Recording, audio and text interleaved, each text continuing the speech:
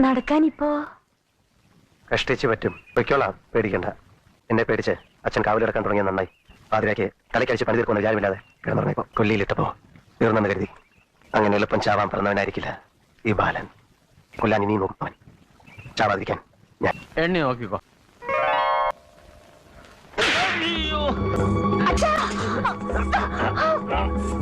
ശബ്ദം പുറത്ത് കേട്ടാ ആർക്കും ഞാൻ